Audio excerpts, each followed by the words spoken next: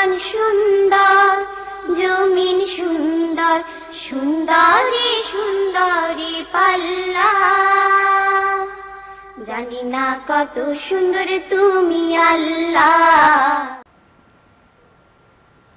আসসালামু আলাইকুম রহমতুল্লাহি ওয়া বারাকাতুহু। প্রিয় ভাই বোনেরা, আমরা আবারও ফিরে আসলাম আমাদের প্রিয় অনুষ্ঠান জীবন জিজ্ঞাসাকে সাথে করে। আশা করছি আপনারা আমাদের সাথেই আছেন।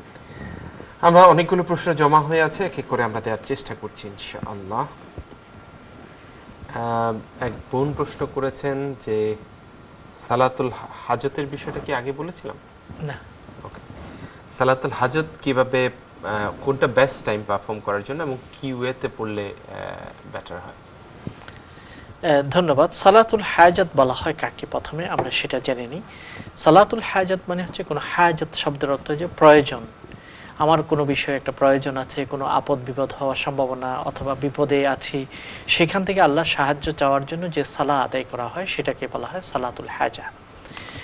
এবং এটা প্রমাণ হলো কোরআন কারীমের সূরা বাকারাতে আল্লাহ তাআলা বলেছেন, ইয়া আইয়ুহাল্লাযীনা আমানুস্তাঈনু বিস-সাবরি ওয়াস-সালাহ।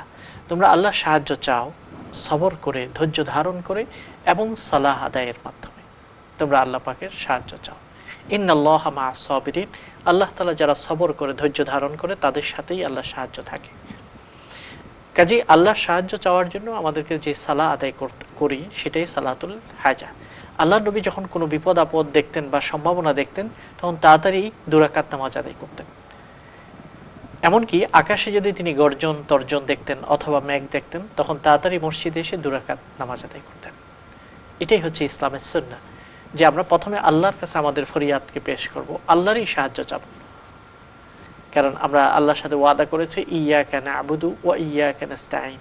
হে আল্লাহ, তোমারই সাহায্য চাই, তোমারই ইবাদত করি, তোমারই কাছেই সাহায্য চাই।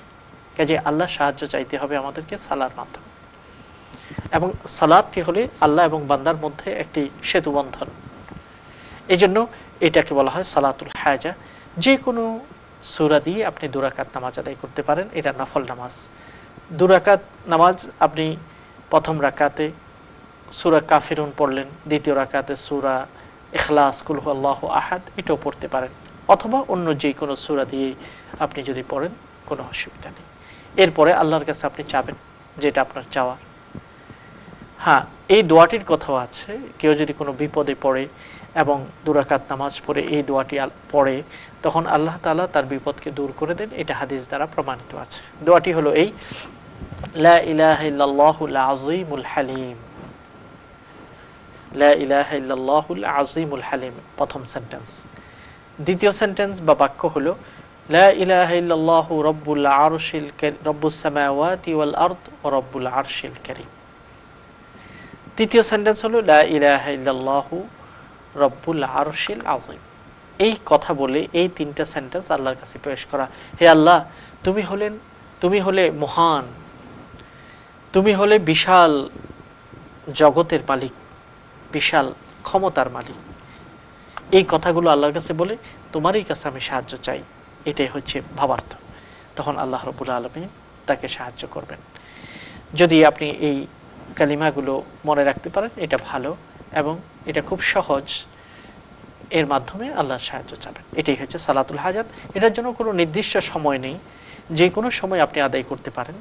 তবে ফজরের নামাজের পরে কোনো নফল পড়া যায় না সূর্য ওঠা পর্যন্ত। আসরের পরে মাগরিব পর্যন্ত কোনো নফল নামাজ পড়া যায় না, এই সময় আপনি পড়বেন না।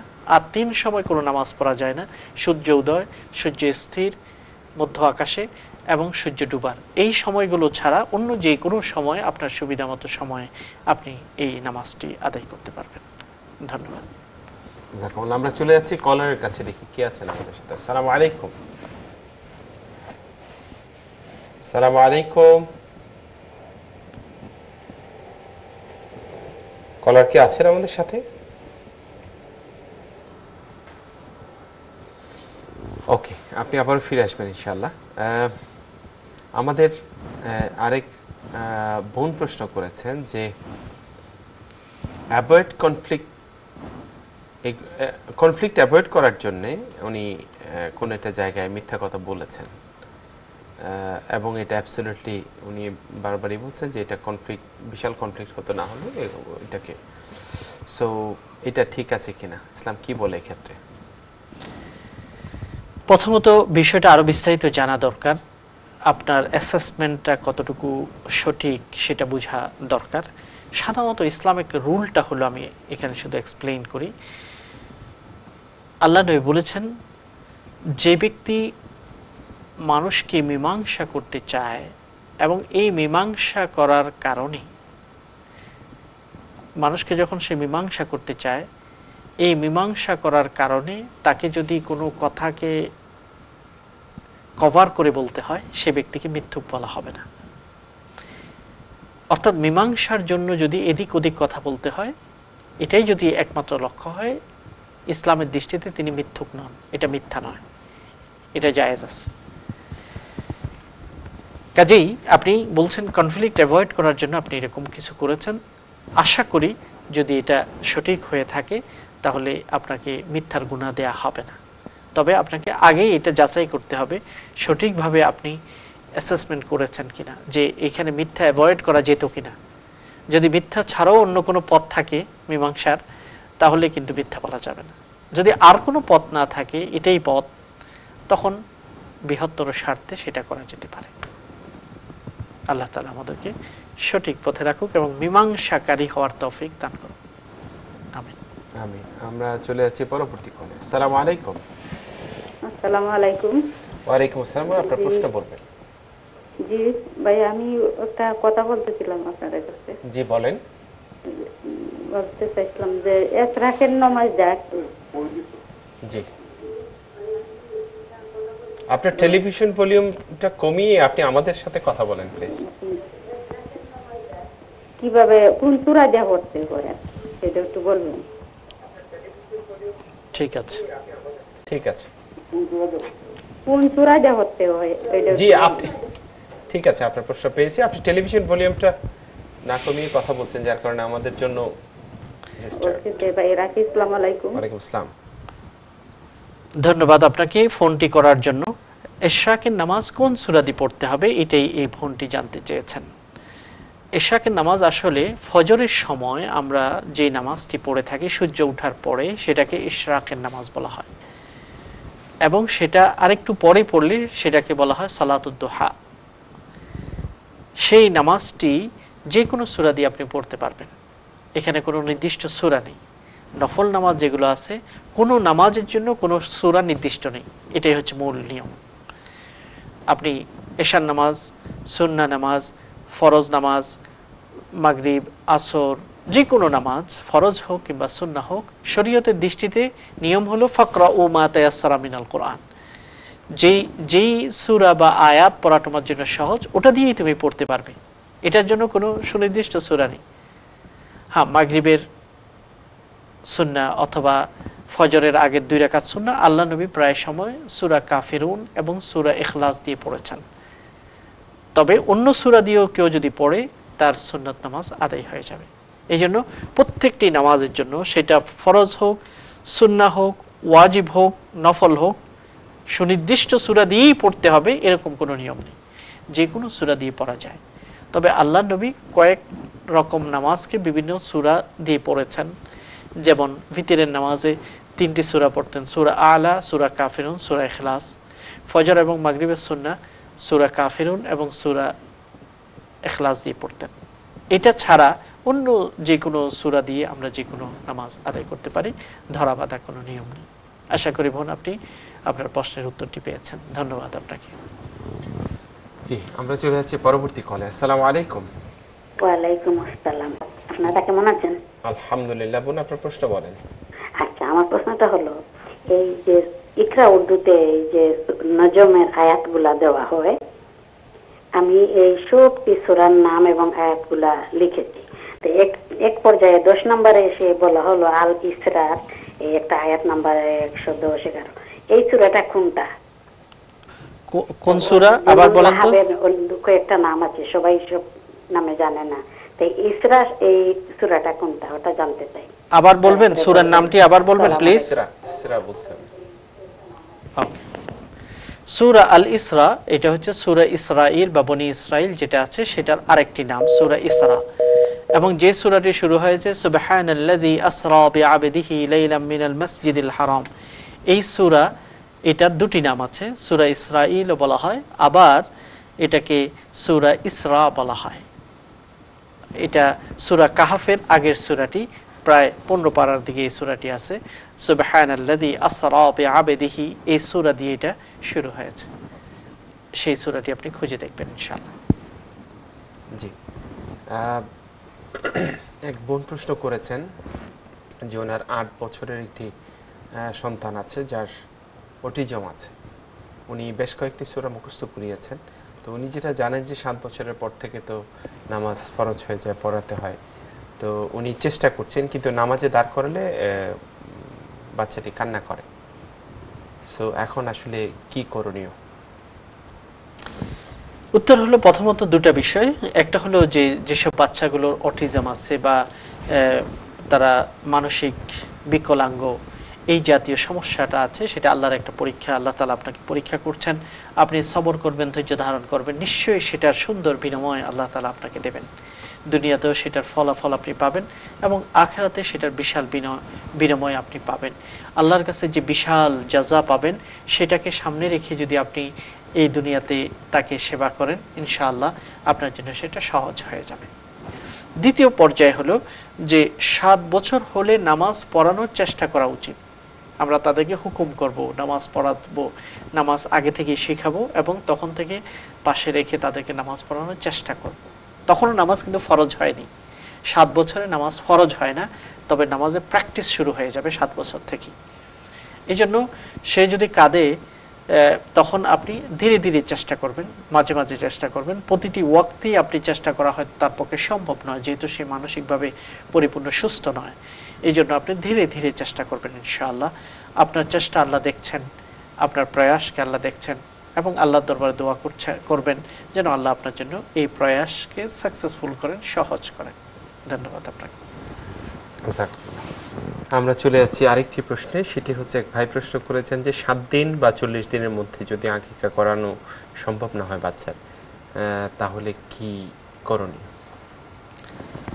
বাচ্চা জন্মলাভ করার পরে বাচ্চার প্রতি আমাদের কিছু হক রয়েছে, দায়িত্ব রয়েছে মা বাবা হিসেবে। প্রথম দায়িত্ব হলো তাদের জন্য সুন্দর নাম চয়েস করা, তাদের কানে আজান দেয়া এবং 7ম দিন হলে নাম অবশ্যই রেখে নেওয়া, 7ম দিনের ভিতরেই আকিকা করে ফেলা, চুলগুলোকে শেভ করে ফেলা, তাহনিক করা, এটা সুন্নাহ, অর্থাৎ খেজুর বা এই জাতীয় মিষ্টি চাবিয়ে তার মুখে দেয়া। আকিকা করাটা একটা হক, বাচ্চার একটি অধিকার, এবং এই আকিকা করার মাধ্যমে আল্লাহ তাআলা বাচ্চাটিকে নিরাপদ করেন। এই জন্য আকিকা করাটা সুন্নাহ। 7ম দিনে করাটা এটা উত্তম। 7ম দিনে যদি কেউ না পারে, পরের সপ্তাহে 14তম দিনে বা 21তম দিনে করাটা সুন্নাহ। যদি এই সময়ের মধ্যে যদি পারা না যায় কোনো কারণে, যে কোনো সময় করে নিতে হবে। যে কোনো সময় করলে এই দায়িত্বটি পালন হয়ে যাবে। যে আমি 7ম দিনে বা 40 দিনে পারিনি এই জন্য করবো না, সেটা নয়, বরং যখনই আমার সুবিধা হবে তখনই আমি সেটা করে নেওয়ার চেষ্টা করতে হবে। আর ইচ্ছে করে দেরি করাটা উচিত নয়, যথাসম্ভব তাড়াতাড়ি এই দায়িত্বটা পালন করা উচিত। ধন্যবাদ আপনাকে। চলে যাচ্ছি পরবর্তী কলে। আসসালামু আলাইকুম। হ্যালো, আসসালামু আলাইকুম, আপনার প্রশ্ন করেন। ওয়ালাইকুম আসসালাম ওয়া রাহমাতুল্লাহি ওয়া বারাকাতুহু। আমার একটা প্রশ্ন ভাই, প্রশ্নটা হলো যে আমরা তো আগে নামাজ পড়েছি, যে জানতে পারলাম যে হানাফি মাযহাব যারা, তারা মেয়েরা একটু ডিসপ্লিন নামাজ পড়ে, ছেলেরা কম। তা আবার অনেকে বলতেছে যে না, হুজুর সাল্লাল্লাহু আলাইহি ওয়াসাল্লাম বলছেন যে আমরা যেভাবে, আমাকে যেভাবে নামাজ পড়তে দেখেছি ওইভাবে পড়বো। এখন এখানে অনেক মতভেদ, তো এটা আসলে কুরআন হাদিসের আলোকে এটা কতটুকু যে মাযহাব মানতে হবে নাকি না মানলে কি না হবে? অনেকে আহলে হাদিস তারা বলেছে আমরা কুরআন সুন্নাতের উপরে আমল করতেছি, এটাই তো যথেষ্ট, যেটা হুজুর করে গেছে। এটা হুজুর তো মাযহাবের কথা বলেছেন, আমরা এটা মানবো কেন? এটা প্লিজ একটু বলবেন। ঠিক আছে, আর কোনো প্রশ্ন আছে বোন আপনার? না, থ্যাংক ইউ।